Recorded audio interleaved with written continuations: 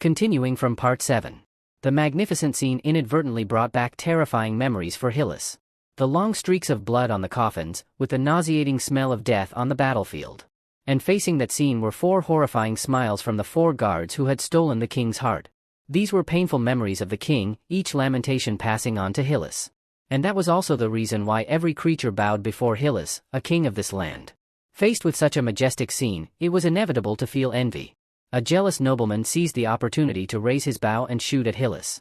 But just as the arrow flew, Axian intervened in time to stop it. With the deed done, Axian didn't hesitate to unleash his strength directly at the nobleman. A fatal blow instantly. However, that action caused the gears of memory to turn again. A shocking image of Hills choking Violetta. But the truth had yet to be clarified. Turning back to the shattered fragments of memory, Axian was blaming his mother. Why did she dare to empower Diego?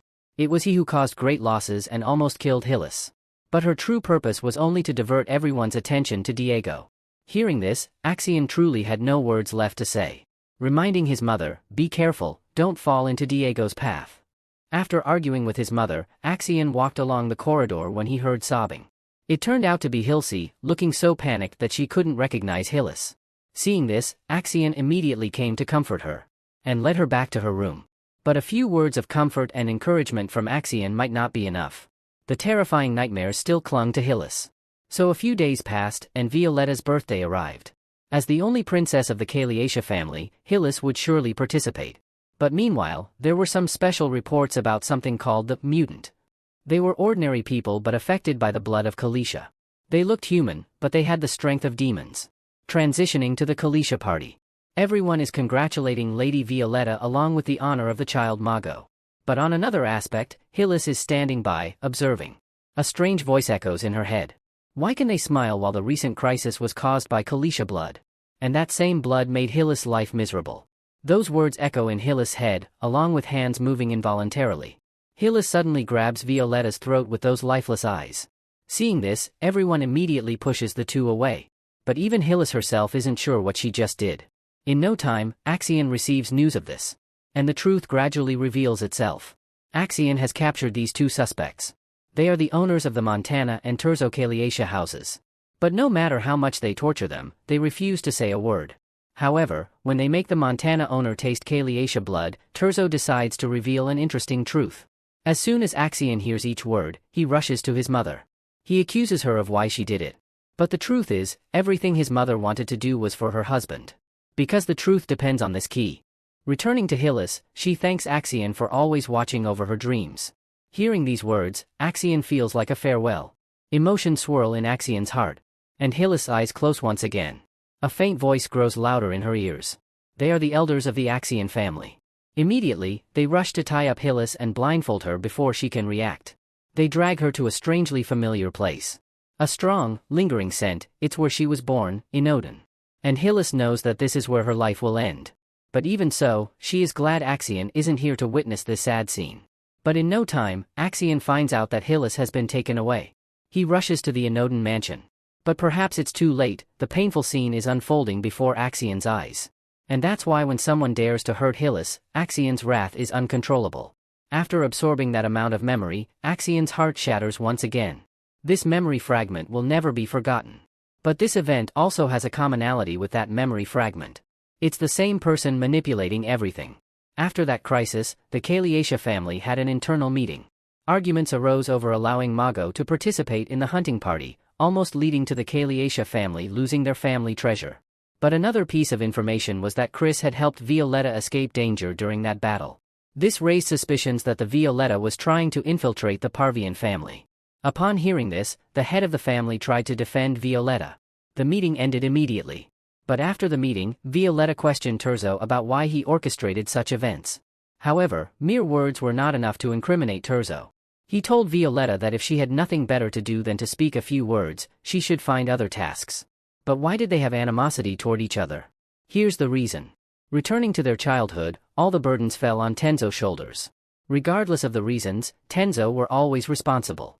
No one listened to him, leading to him becoming lost individuals. When he meet the head of the Xenon family, Axian's mother, lead me down this lost path to seek revenge on where he were born. Returning to Hillis, she received a letter from Violetta. Everything was in chaos, and Violetta truly needed a solution for this situation. As she put the letter down, a familiar figure appeared. Axian gave her a bouquet of flowers, hoping Hillis would always smile like these bright flowers. But in reality, Axian only wanted to cherish these moments of happiness with Hillis because he truly didn't know when that moment would come. And at this moment, memories of Hillis' sixth life appeared. With experiences from the fifth life, this time Hillis was determined to end the Kaliasha blood. But as soon as she opened the door with clues about Mago, she faced Axian with a cold expression. But there might be a misunderstanding here. As soon as he saw Hillis, Axian spoke terrible words, believing that if she wanted to show off her strength here, she would only become more annoying. With just those words, Hillis truly collapsed, but with the determination to change fate. Hillis still insisted on explaining all the clues to find Mago.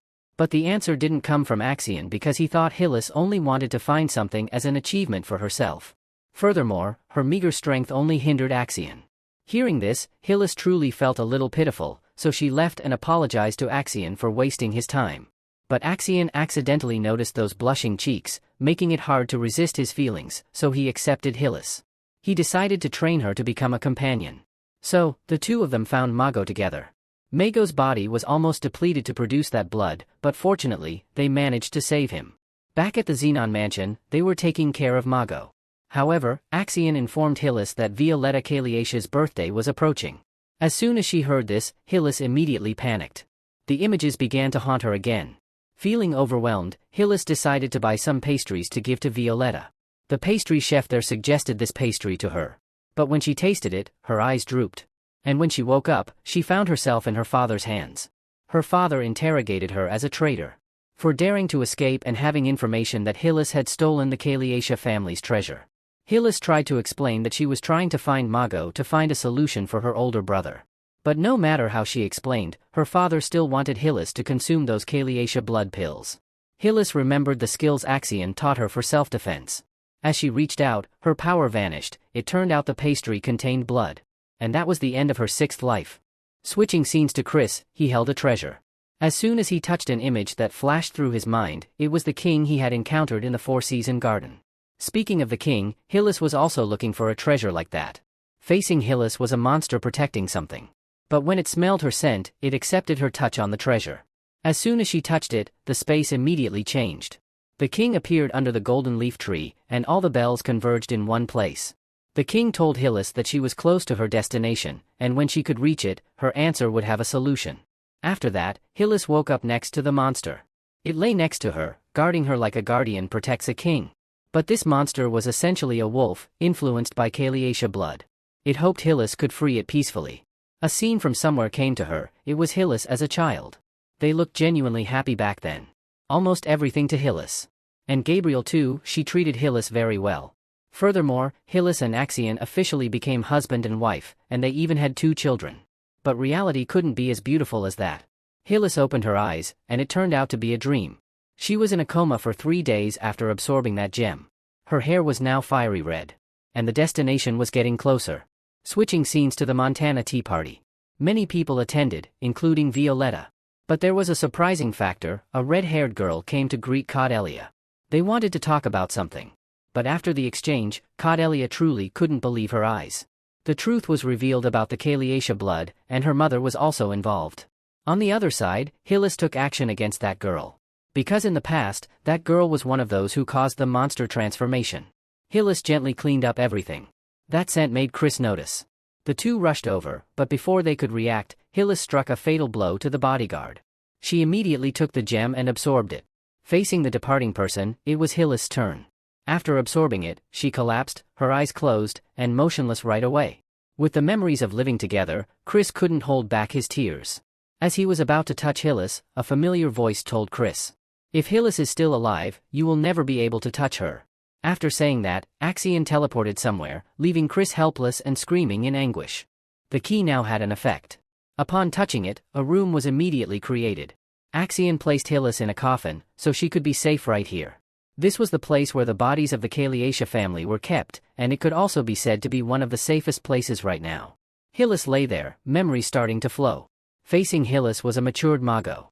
This was exactly Hillis' 7th life. In this life, Hillis always helped the Kaliasha, especially with Mago. They were discussing Mago's Kaliasha tears. Everyone was trying to find a way to cure Mago's dire condition. But with Mago's current health, he was truly struggling to undergo further testing. With determination, Mago still decided to work with Hillis to treat that sudden outbreak. Fortunately, after 5 years, there was truly no sign of that mutation. But there was something special in this life. Hillis could truly stand side by side with Axian. However, they only stopped at being friends. At the party, everything seemed perfect.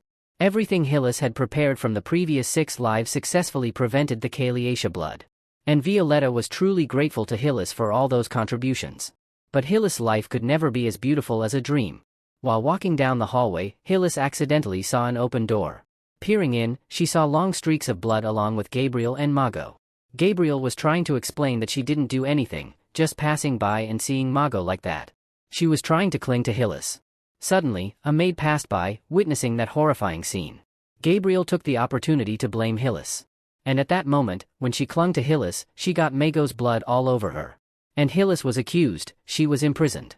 Almost all her efforts built up over the years were almost shattered. In that prison, there was a hateful voice. It was Ricardo, who can't believe a brother would tell his sister to die instead of Gabriel. And Ricardo also knew the truth that Hillis could go back to the past. Hearing these words, Hillis truly shed tears. Using her power to end everything.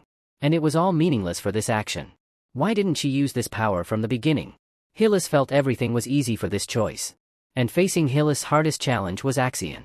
Those desperate eyes said it all. Hillis told Axian to end her life. But for someone in a dream, how could Axian dare to do that? And Axian also knew the truth that Hillis wasn't the one harming Mago. Trying to cling to that ray of hope, he reached out, wanting Hillis to start over together. But leaving behind was a surprise. Hillis was truly exhausted. She wanted to end everything right here. Along with the hope that this might be her last life. Leaving Axian utterly helpless, with the girl he loved in his hands. And that concludes this part. See you in the next one. Peace.